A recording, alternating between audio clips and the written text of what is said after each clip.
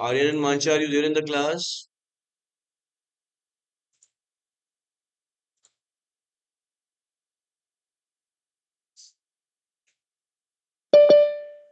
I'm asking guys, Aryan and Mancha.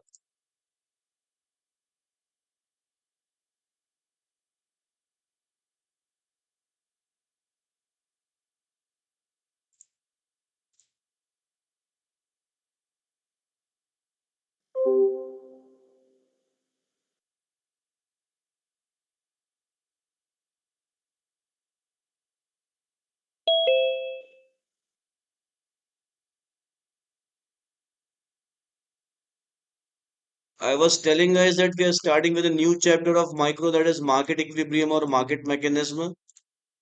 Right. In this chapter, we will see how prices of a commodity changes.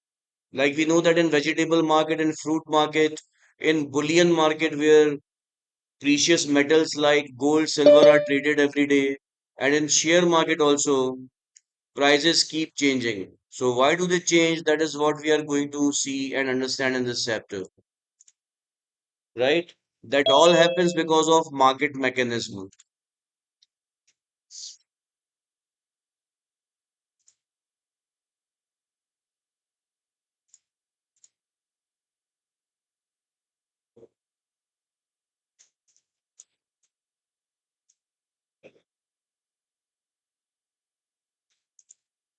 So market mechanism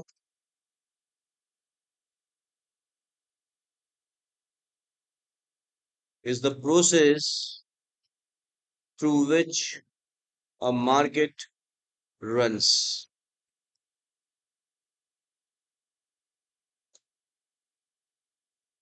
We know that in every market there are two major constituents, that is suppliers on the one side, which are also known as sellers or producers, and consumers on the other side. On one side we have producers, sellers or suppliers. On the other side we have consumers. They both have their own needs. Suppliers or producers want to sell their goods to earn profits, and consumers want to purchase goods and services to satisfy their needs, to satisfy their wants, right? They interact with each other in every market, and that interaction is called market mechanism. So, because of that interaction, prices are determined of different commodities in the market. Now, whose force is more? That is, whether the force from consumer side is more or force from supplier side is more, that actually decides a price. If consumers have more need to buy than sellers to sell, then price will go up. If sellers have more need to sell than consumers to buy, then price will fall. That is all is market mechanism. Have you understood this guys or not? I am asking those who are online. Have you understood what I just explained? Sushna, Mansha, Aryan, Yes, sir. and Yes, Himanshi. sir.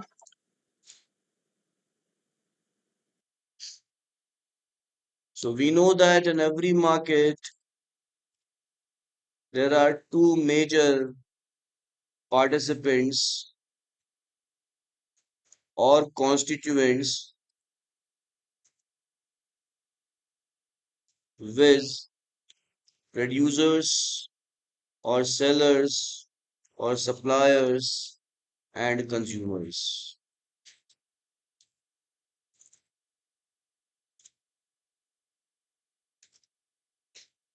Producers want to earn profits by selling their goods and services, whereas consumers purchase goods and services to satisfy their needs or wants.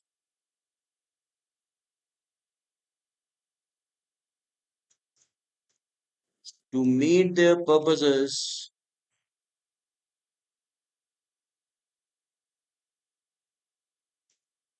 both producers and consumers meet in a marketplace, physically or virtually,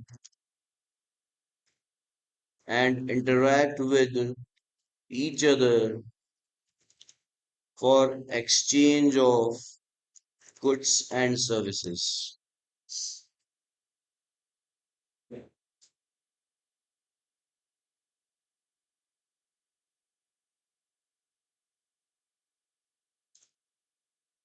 In the process of their exchange,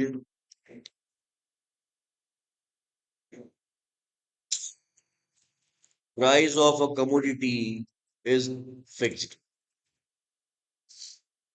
or determined.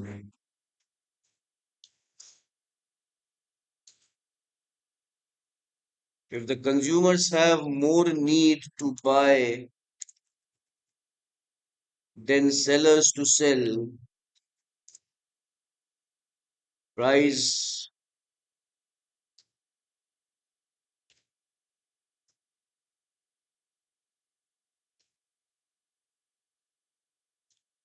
of the commodity will be high. And if sellers have more need to sell than buyers to buy or consumers to buy, the price will fall or will be low. This is market mechanism.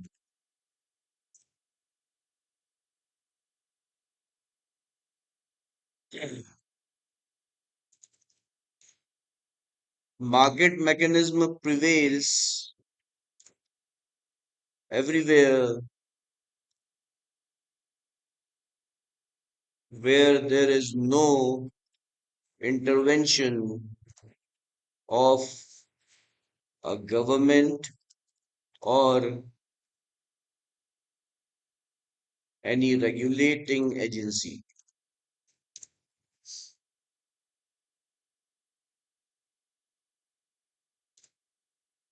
And such markets are called free markets.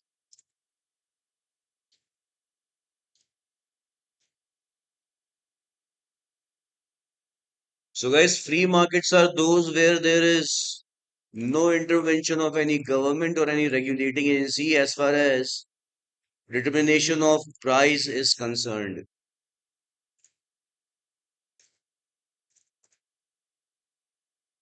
In a free market, price of a commodity is determined with the forces of demand and supply of the commodity.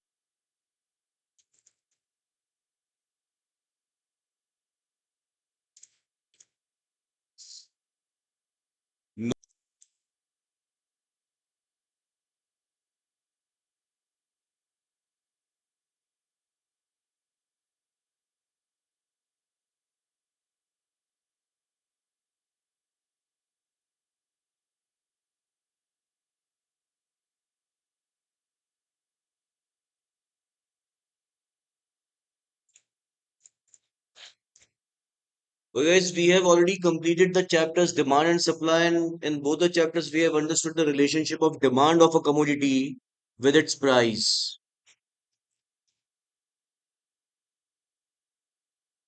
So we know that demand of a commodity has inverse relationship with its price. Do not write, guys. Please understand. Do not be in a hurry to note down. I will give you enough time. Guys, please. Right? We know that demand of a commodity has inverse relationship with its price. Correct or not? Because of this relationship,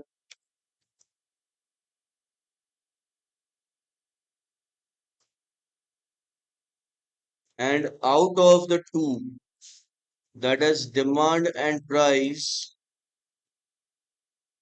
demand is dependent on price.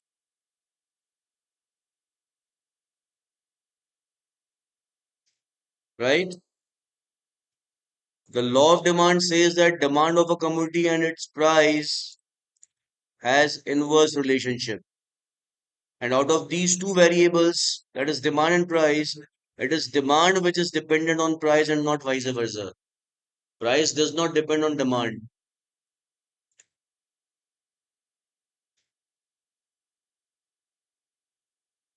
Because of this inverse relationship,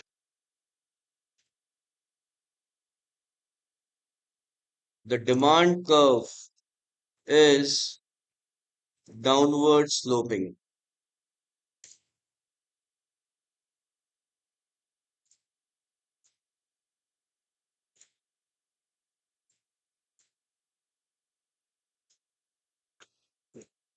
like this.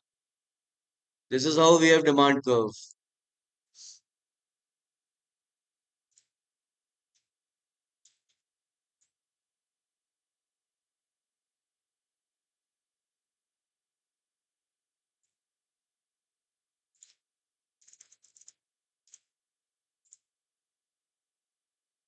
So you all know that our demand curve is downward sloping from left to right because of inverse relationship, correct or not?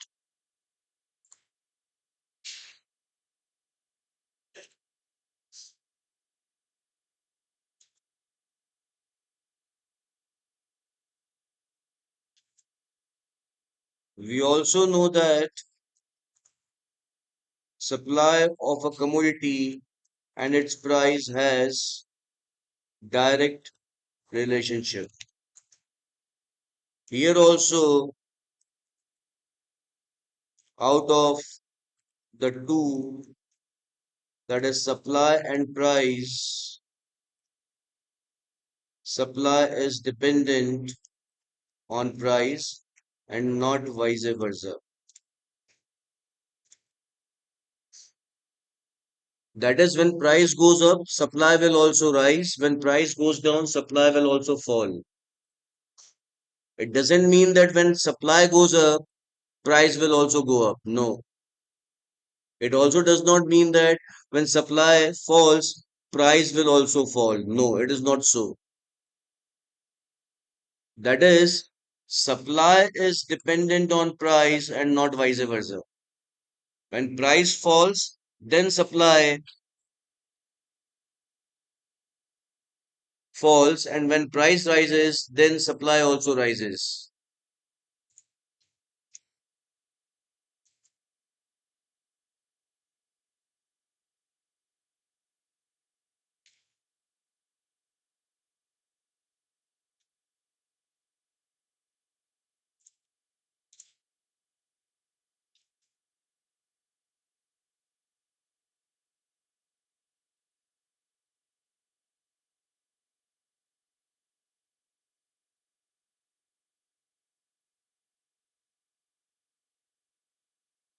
I hope guys you're understanding this.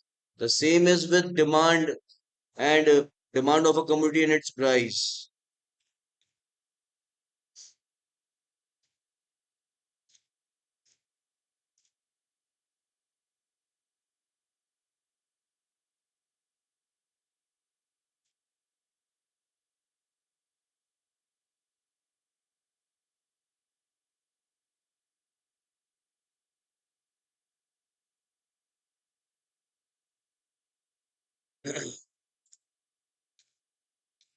Because of this direct relationship,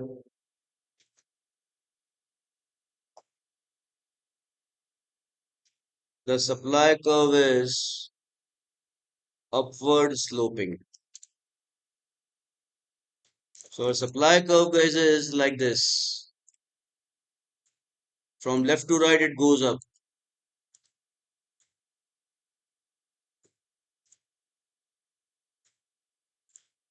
So this is our demand curve which is downward sloping, and this is our supply curve which is upward sloping. Am I clear? We are going to use demand and supply curves very frequently in this chapter guys to understand market mechanism. So whatsoever I've explained so far, from here Have you understood this, everyone? Those who are online, have you understood this? Ashlesha, Sushna, Mansha, Aryan, and Imanshi. Yes, sir. I'm asking everyone, have you got this, guys, or not? Mansha, are you there in the class? Yes, sir. Yes, sir. You understood this, Mansha, right? Sushna, you also understood this, Yes, right, sir. Sushna? Yes, sir. Okay, start noting it down from here, guys.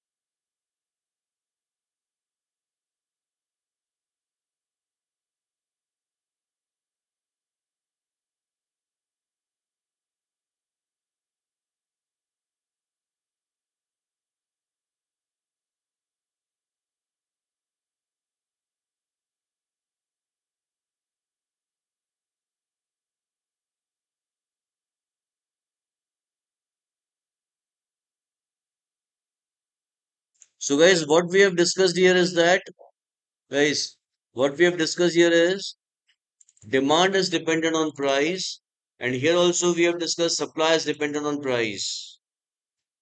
Then price depends on what? That is what is the question. Demand depends on price. Supply also depends on price. Then on what price depends? So the answer is price depends on both together. Price of a commodity depends on its demand and supply together, right?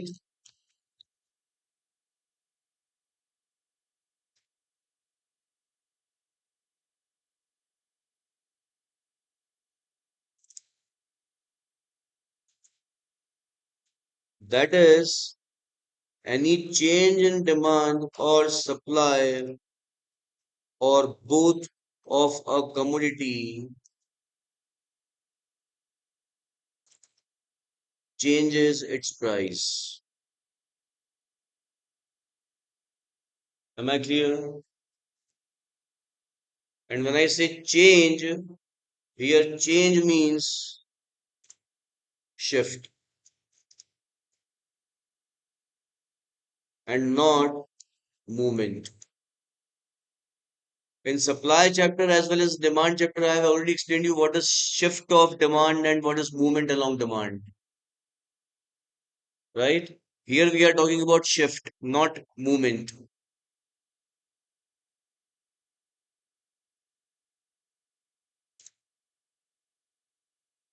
Note down this also, guys.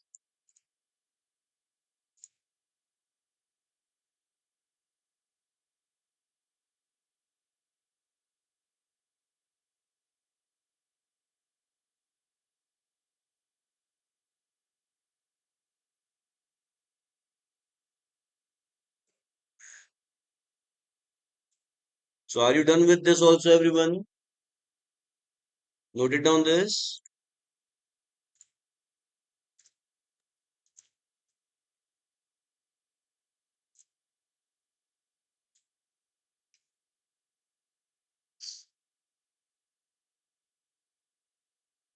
Note it down, right, guys? All I'm asking those who are online. Yes, sir. So, guys, next thing is market equilibrium. From here only we will understand how price of a commodity changes and how a new price is determined. For 12th, we have already seen this very recently in foreign exchange chapter. There we have seen how price of a currency is determined. Here we are going to see how price of a commodity is determined. The concept is absolutely same. Now listen to me carefully, guys. Equilibrium means state of balance. When something is in balanced state, that is said to be in equilibrium. right? So when something is in balanced state, it is said to be in equilibrium.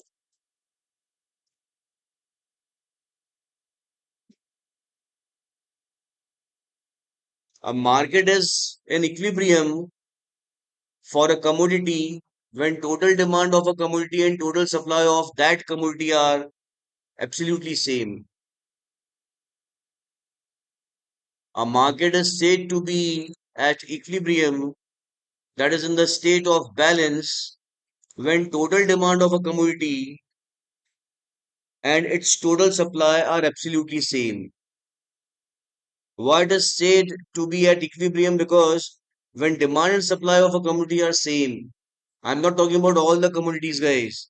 I'm talking about only one single commodity because we are learning microeconomics and not macroeconomics. In micro, we talk about only one at a point of time. We do not talk about all. So when demand and supply of a commodity is absolutely same, the market for that commodity is said to be at equilibrium because at that state, neither consumers have any of their demand uncatered or unanswered because whatsoever they are demanding, the same is available in the market, nor suppliers have any goods unsold with them because whatsoever they are supplying, that all is getting sold fully. Have you understood this or not? I repeat, market equilibrium is the state for a commodity when total demand of that commodity is equal to total supply. Why it is said to be at equilibrium? That is why the market is said to be at equilibrium at that point when demand and supply of a commodity is equal because at that point neither consumers have any of their demand unanswered, uncatered, nor suppliers have any of the goods unsold with them. So whatever you go to purchase in the market, that all is available in the market. What your sellers want to sell in the market, for that buyers are already there. If it is so, we call it market equilibrium for that commodity. I hope you all have understood, guys. Those who are online and those who are sitting here, right?